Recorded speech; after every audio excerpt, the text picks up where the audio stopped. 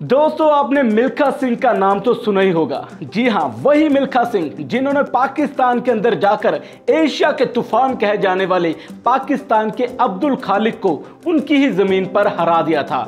और पाकिस्तान की तरफ से मिल्खा सिंह को नाम दिया गया था फ्लाइंग सिख का, क्योंकि मिल्खा सिंह उस दिन पाकिस्तान में दौड़े नहीं बल्कि उड़े थे। और 1958 में मिल्खा सिंह ने कॉमनवेल्थ की गेम में 400 मीटर की रेस जीतकर भारत की झोली में डाला था गोल्ड मेडल, और एक ऐसा रिकॉर्ड अपने नाम किया था जिसको कोई भी भारतीय आज तक तोड़ नहीं पाया था। लेकिन अब आपको जानकर खुशी होगी कि इस रिकॉर्ड को तोड़कर अपने नाम कर लिया है भारत की शेरनी हिमा दास ने।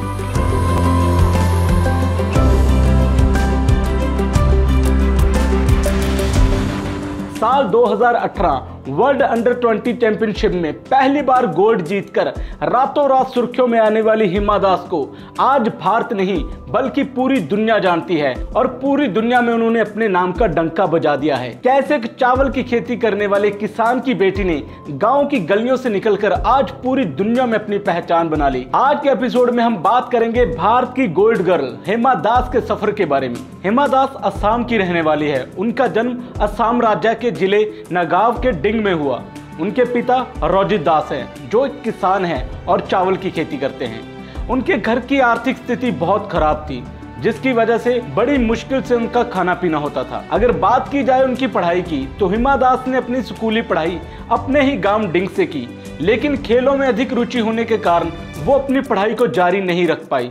और दूसरी तरफ हर साल उनके गांव में बहुत ज्यादा बाढ़ आ जाती थी, जिसकी वजह से हिमा दास जिस मैदान में अपनी प्रैक्टिस किया करती थी वो मैदान अक्सर बाढ़ के पानी से भर जाता था। हिमा दास को बचपन से फुटबॉल का शौक था और वो फुटबॉल के अंदर ही अपना नाम कमाना चाहती थी, इसलिए वो अक्सर गांव के लड़कों के साथ फुटबॉल खेला करती थी और गांव के आसपास होने वाले फुटबॉल के टूर्नामेंट में खेला करती थी, और वहां से वो 100-200 रुपया कमा भी लिया करती थी। फुटबॉल के अंदर एक खिलाड़ी को बहुत ज्यादा दौड़ना पड़ता है, और इसी वजह से हिमा दास का इतना ज्यादा स्टैमिना बढ़ चुका था। कहते हैं कि एक हीरे की परख एक अच्छा जौहरी कर सकता है और उसको तराश कर एक हीरे का रूप देता है।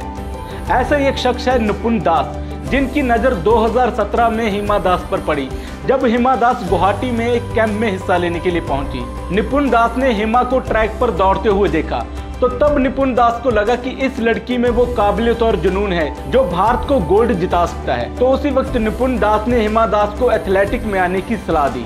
अब हिमा दास को परफेक्ट कोचिंग की जरूरत थी, जिसके लिए निपुण दास हिमा दास के गांव पहुंचे, उनके माता पिता से मिले और उनसे बात की कि हिमा दास को गुवाहाटी कोचिंग के लिए भेज दें। लेकिन उनके घर की स्थिति इतनी अच्छी नहीं थी कि हिमा दास का खर्चा उठा सके, और इसका हल निपुण दास ने ढूंढ लिया था। निपुण दास ने हिमा दास के माता पिता से कहा कि वो हिमा का सारा खर्चा उठा लेंगे, बस आप उनको जाने की परमिशन दे दीजिए। कोच निपुण दास ने हिमा दास को पहले 200 मीटर रेस की तैयारी करवाना शुरू कर दिया, लेकिन फिर कुछ समय के बाद उनको पता चला कि हिमा दास 400 मीटर में ज्यादा कामयाब रहेगी। अब वो दिन आ गया था जिस दिन का इंतजार हिमा दास और उनके कोच निपुण दास को था। वर्ल्ड अंडर 20 चैंपियनशिप, सभी खिलाड़ी ट्रैक पर पहुंच चुके थे 400 मीटर की रेस को अपने नाम करने के लिए, और उन्हीं में से एक नाम था हिमा दास का।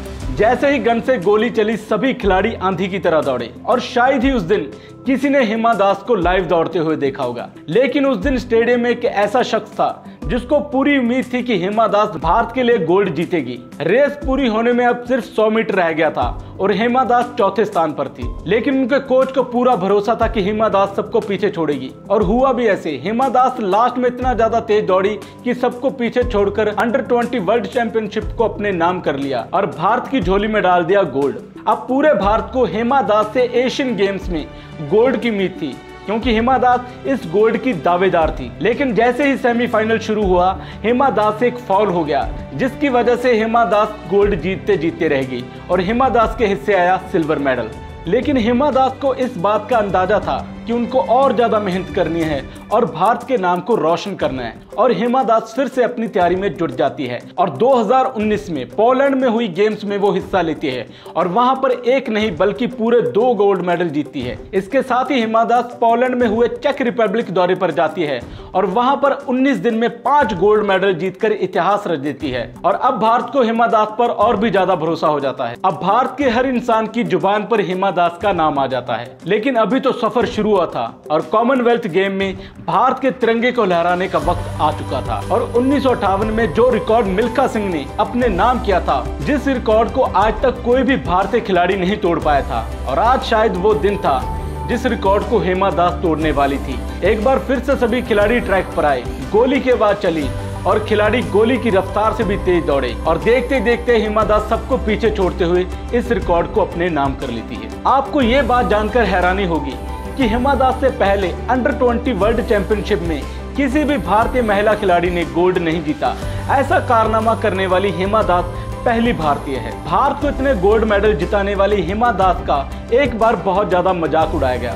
ये बात तब की है जब हिमा दास ने गोल्ड मेडल नहीं जीता था और टूर्नामेंट के अंदर भारतीय एथलीट संघ ने उनकी कमजोर इंग्लिश की वजह से उनका मजाक उड़ाया और ट्विटर पर ट्वीट किया। लेकिन उसका जवाब हिमा दास ने ग्राउंड में दिया, गोल्ड मेडल जीतकर, जिसके बाद भारतीय एथलीट संघ को उनसे माफी मांगनी पड़ी। तो यह थी भारत की गोल्ड गर्ल हिमा दास के सफर की कहानी।